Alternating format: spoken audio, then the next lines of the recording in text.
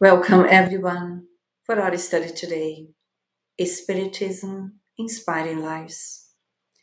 Ourselves and all of those in spirit who already are here, following us, attracted by this proposal of study, and all of those that the benefactors already also brought, so that together, as brothers and sisters in humanity, we take advantage of these moments of reflections about ourselves, about our experiences, about the theme which we will be focusing on today. And we will start our meeting with a prayer which we ask Thais to do it for us, please.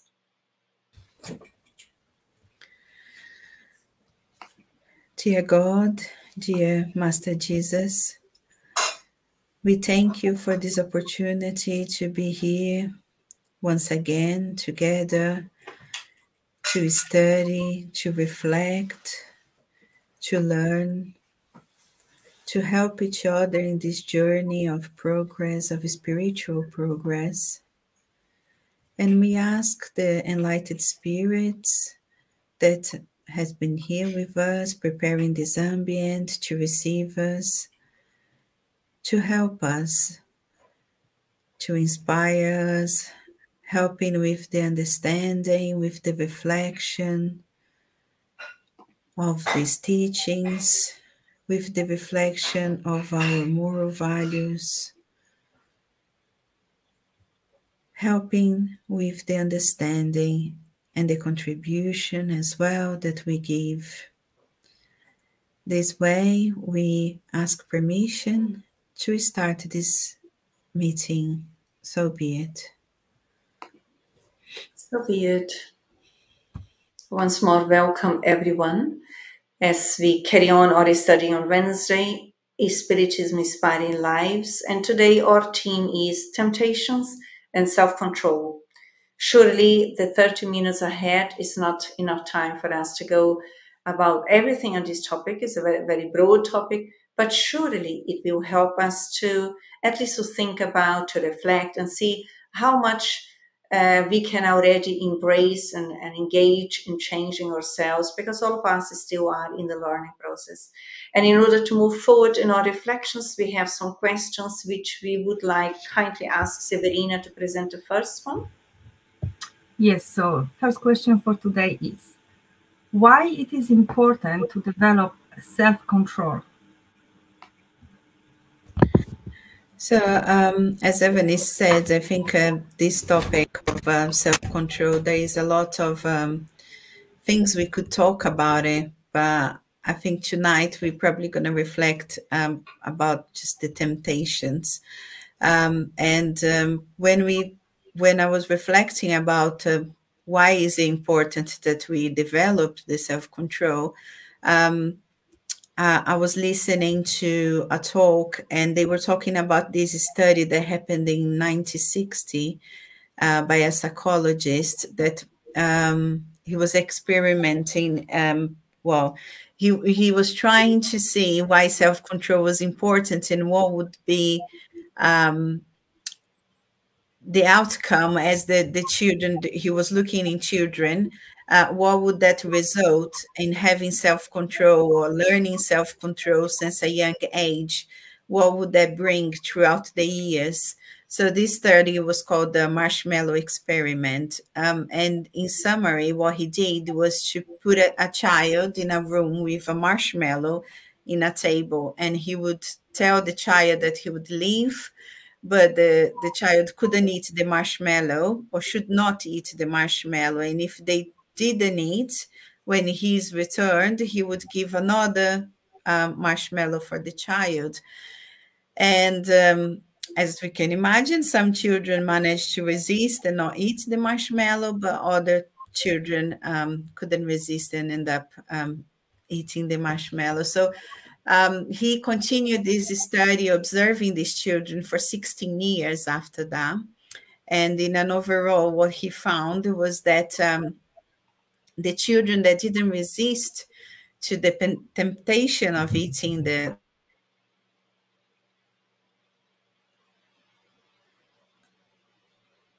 I think Thais is frozen, isn't she? So shall we carry on then here? When we carry on later on, Thais comes back and then she carries on, yes. Are you with us, Thais? Otherwise, we focus on the Spirit's Book question 908, which says, how may we define the limit at which the passion ceases to be good or bad? That is very important when we are here focusing on temptations and control of temptations. Control, self-control means self-discipline, means self-education, where we are aware of our... in an overall... Thais, your transmission was frozen. Can you carry on then, please? I think she got frozen again. Yes, he's frozen again. Here, in relation to the passion, because the question here is, why is it important to develop self-control?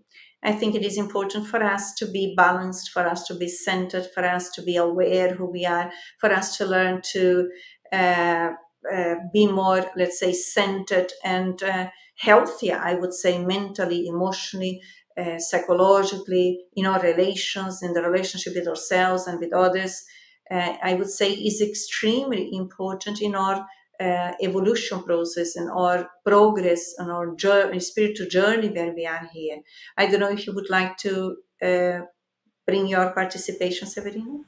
No, I just want to say that this is, in my opinion, a lot to do as well with attachment, because it's difficult for us sometimes first to control our passion. So when it's either addiction or attachment as well, let's say to people, and correct me if I'm wrong, which connect to our emotions and how we control our emotions and how do we control our also reactions. So obviously it's very broad, but regarding to this example about the horses, there's another similar example in psychology, which sometimes we use when we try to explain to the client about how important it is to control your emotions. They say, imagine the emotions are like a horse which you are riding on. So it's either you are on the horse and controlling the horse, so you can take you to, let's say, to water.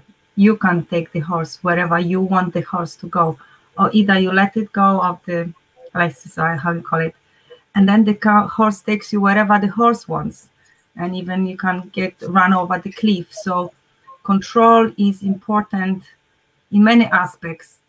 Thais, are you back? You want to it was very interesting what you were saying. Mm-hmm.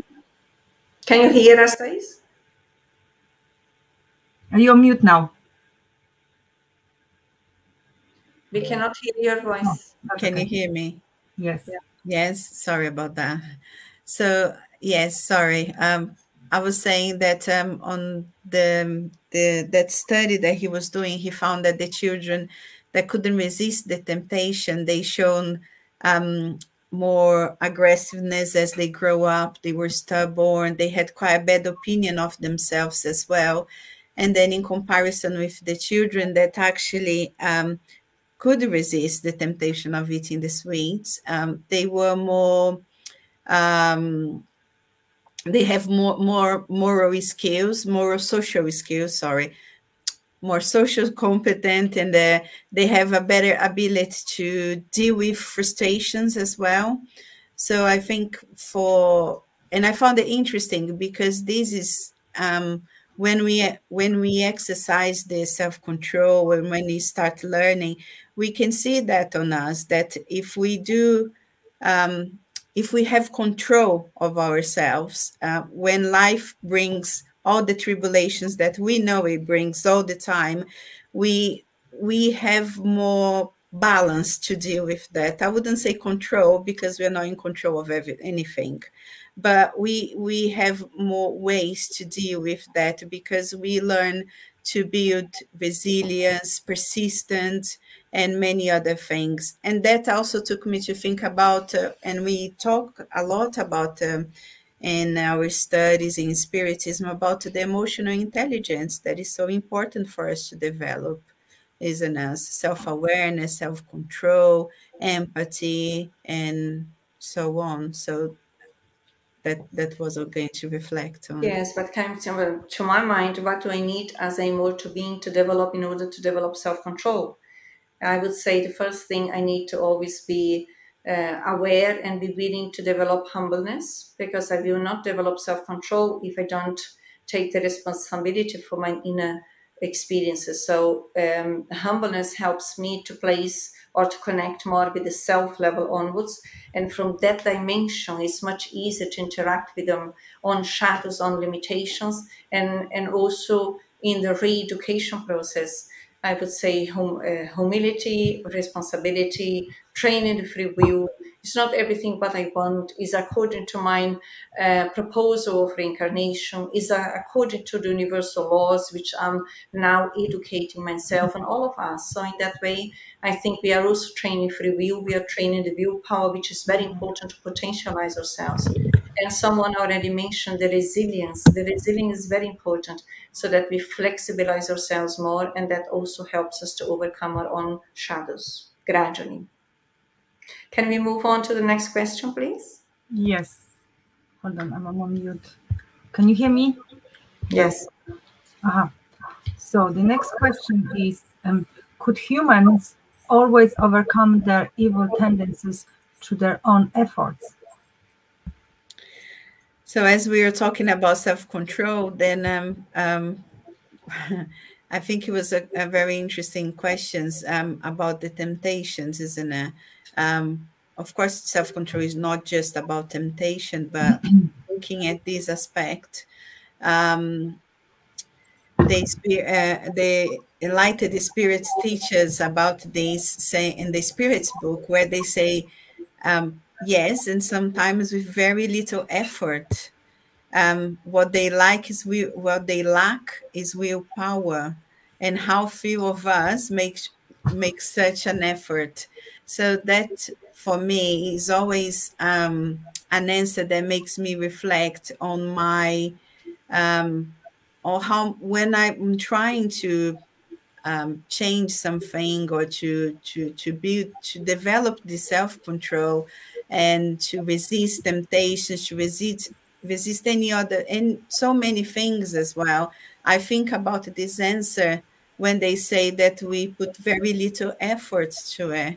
And I know, to me, I can talk about myself, that I found very difficult sometimes to change and to not to do the things that the tendencies that I have anyway.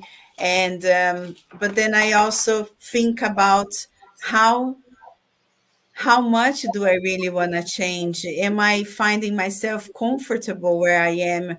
And things like that. And like Ebony said, the responsibility of the things that I decide not to change and perhaps carry on doing, the consequences as well, and developing humbleness as well, and being sincere with myself of how much do I want to change. And yeah, I think it's something that everyone, the self-awareness in this part is very important as well, because if you have something that it's part of your tendons, or you find very difficult to to resist or to change, I think it's important to understand why is that, and how much effort, as the spirits are saying, am I putting into that, and bringing the responsibility to myself, because sometimes we do fault the exterior. We try to look at the exterior. I, for example, if we're talking about temptations, oh, I do that because my life is very stressful. Or if I'm talking about I'm always losing my patience, being aggressive or things like that, I fault the other because he is doing something or she is doing something that is making me lose that patience. So I have no self-control at all. I can't resist. So I'm always trying to blame the exterior when my focus should be within, should be on me, bringing the responsibility to me, to myself, and becoming aware what is triggering that and working on that as well. I find this question, could humans always overcome their evil tendencies through their own efforts? I find this answer by the enlightened experience extremely empowering, because when they say yes, and sometimes very little effort, that really shows us, or shows me, that if I say I cannot overcome that, that is a lie. I, again, let's say, prefer to let's say, literally lie to me.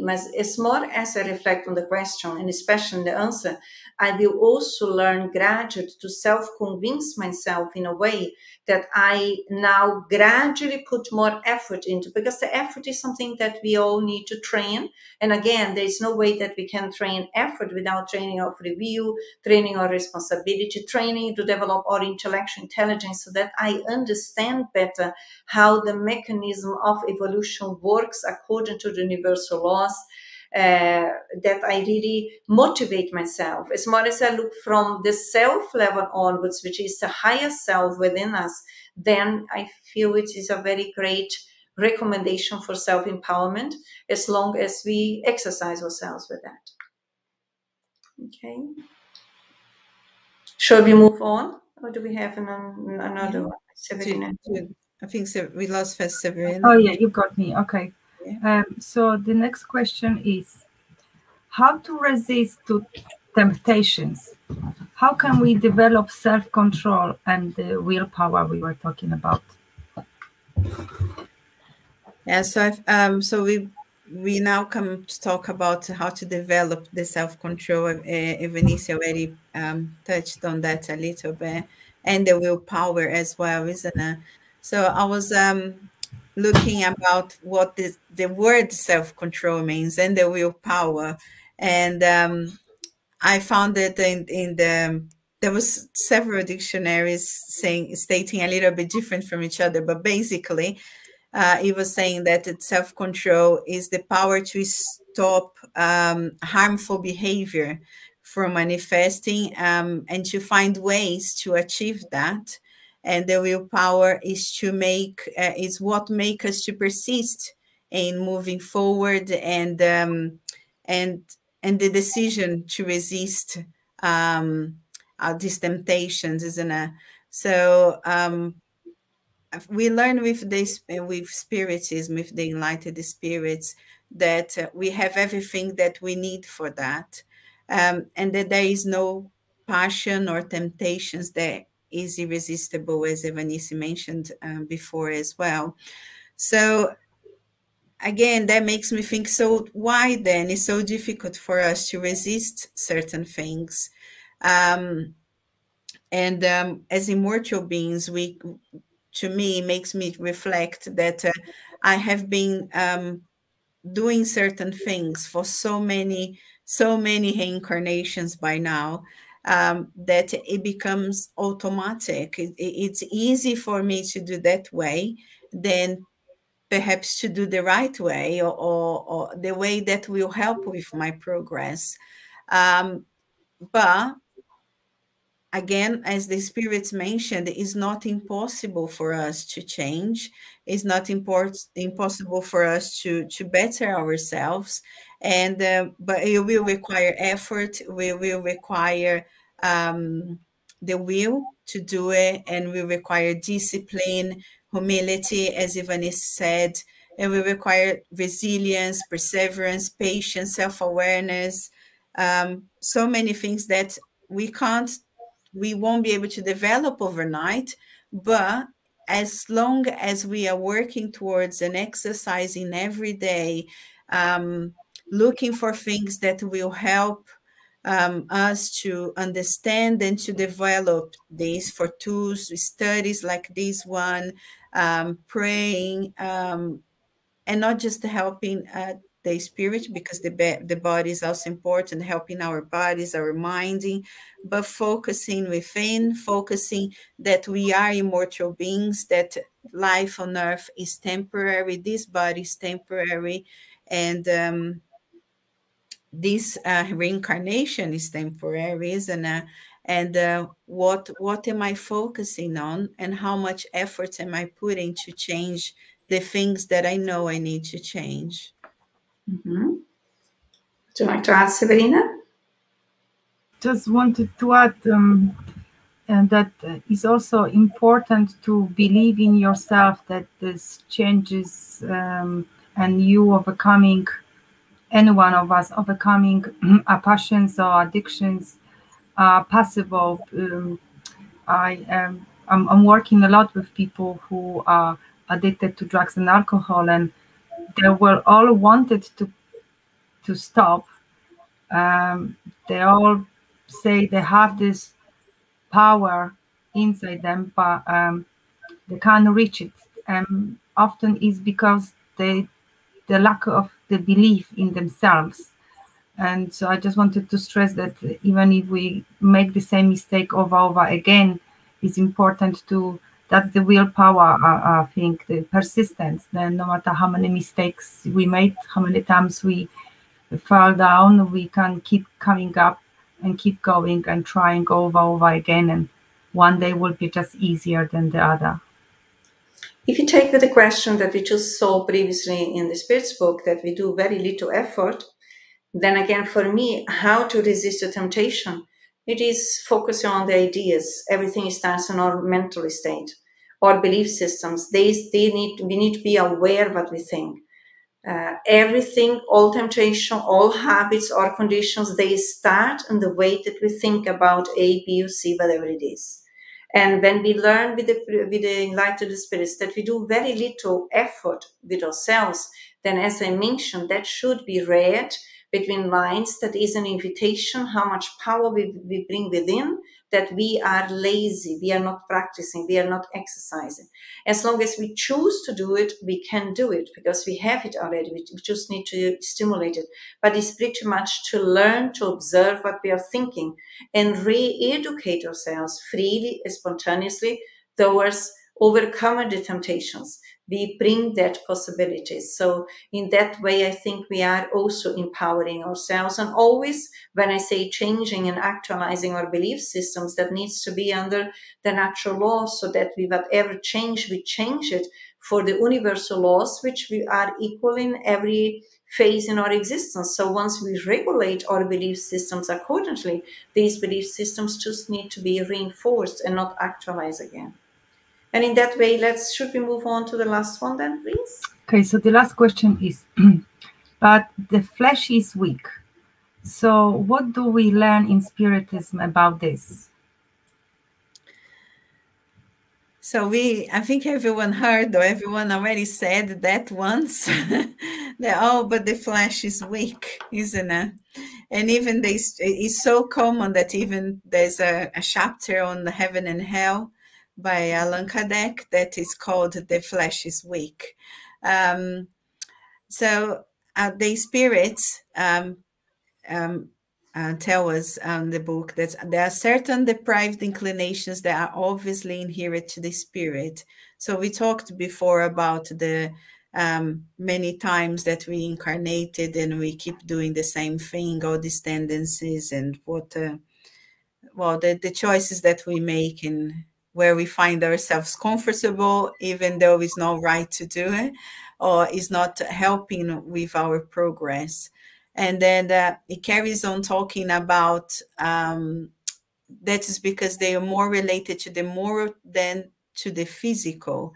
And whereas others see more the result of the physical organism. So if I stop there and go to the end, it says in there that the corporeal perfection of certain individuals is not the product of distinct creation. So reminding us that God created us all the same, but rather is the result of the efforts of the spirit who perfects its physical envelope as its faculties increase. So again, it comes back to what Evanise was saying about our efforts, our willingness to change, to do things. And even though it's hard, and it will be hard because we are used to do something different.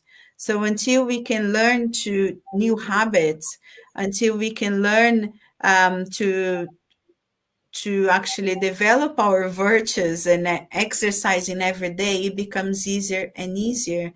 The problem for me, and I can talk about myself sometimes, is to start.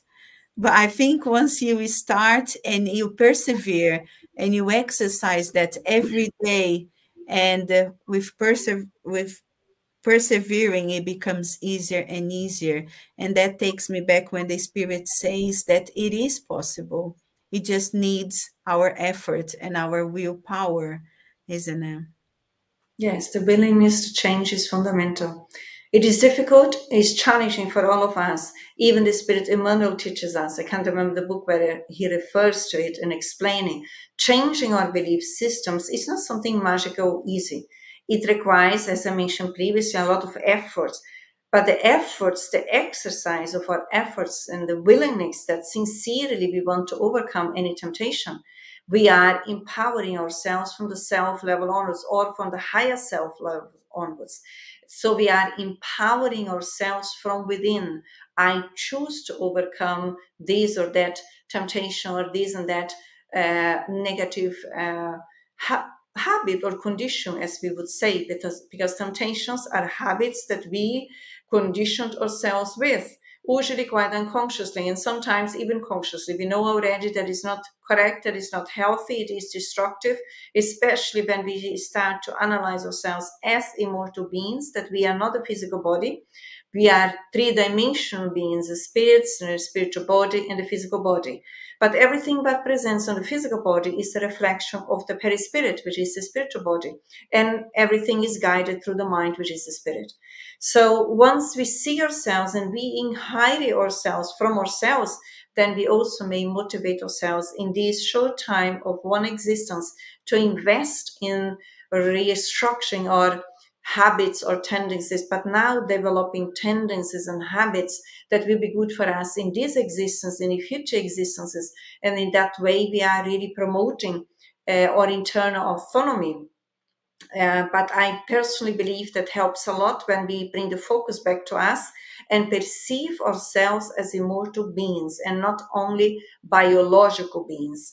We are spirits who are expressing ourselves through the physical body, but we are not a physical body. Sooner or later, through the natural phenomena of death of the body, we carry on alive and we carry on with the same tendencies, with the same temptations, with the same habits. And when we come back to Earth later on or a different planet, we will bring the same psychological tendencies with us again, up to the point that we take the responsibility, which is autonomy, and choose freely to change that. If I have temptations which require clinical assistance, I will do that, because choosing to go to the doctor, choosing to follow the treatment, that is also proposal self-love. That is also a method of self-empowerment. And in that way, then we are coming to the end today. Contemptuous and self-control. Maybe all look within whatever we feel that we already can choose to re-educate and control ourselves. Self-control is self-autonomy, where we freely and spontaneously choose now to say no to the old tendencies which are vicious and choose to develop the new ones which are virtuous. And in that way, surely we are becoming much more balanced, healthier, and also promoting our own evolution, which is down to us because it is personal and intransferable.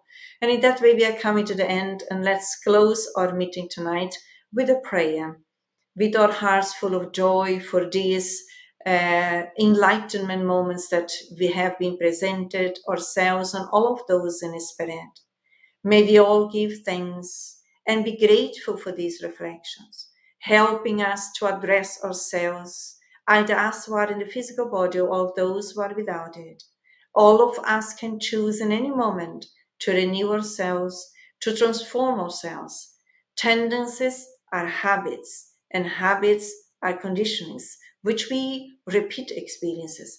We can freely choose now to develop new habits, habits of self-love, of self-respect, so that we promote our consciousness, conquering inner peace, health, and well-being.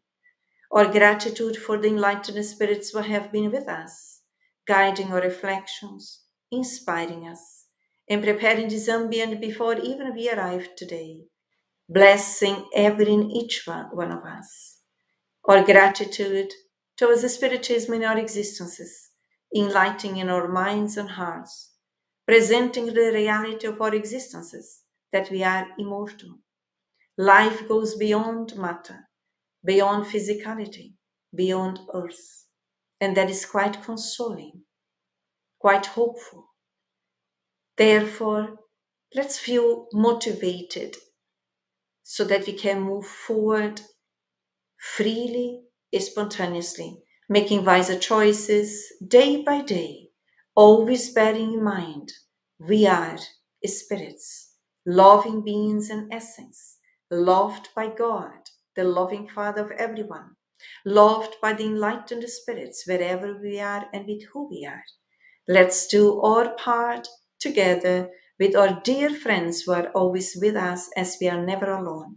Ask the enlightened spirits to bless everyone in need in this moment, ourselves, or perhaps our family members, our dear ones, and also even those who may be right now in the process of disincarnating. May our love also embrace them all. All of those who may be going through hardships on earth, who don't have where to sleep, who don't have what to eat. All of those who are in the war zones, dear Lord, dear God, enlightened beings, carry on helping all humanity on earth, helping us to wake up towards the major proposal of our existences, which is love one and another.